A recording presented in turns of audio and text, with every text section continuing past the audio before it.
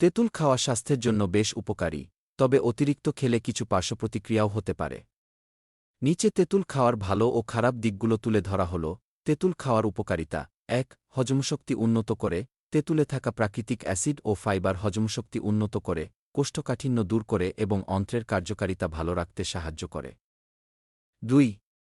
ওজন কমাতে সহায়ক। তেঁতুলে থাকা হাইড্রোক্সিসিট্রিক অ্যাসিড ক্ষুধা কমাতে সাহায্য করে, ফলে এটি ওজন কমানোর জন্য উপকারী। ৩. হৃদরোগের ঝুঁকি কমায়। তেঁতুলে পটাশিয়াম ও ফ্ল্যাভোনয়েড থাকায় এটি রক্তচাপ নিয়ন্ত্রণে রাখতে ও কোলেস্টেরলের মাত্রা কমাতে সাহায্য করে, যা হার্টের জন্য ভালো। ৪.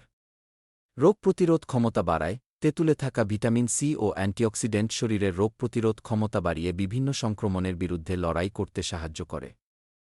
৫.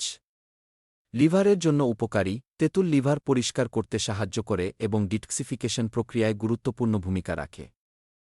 তেঁতুল খাওয়ার ক্ষতিকর দিক। অতিরিক্ত খেলে অ্যাসিডিটি ও পাকস্থলীর সমস্যা হতে পারে, রক্তচাপ কমাতে পারে।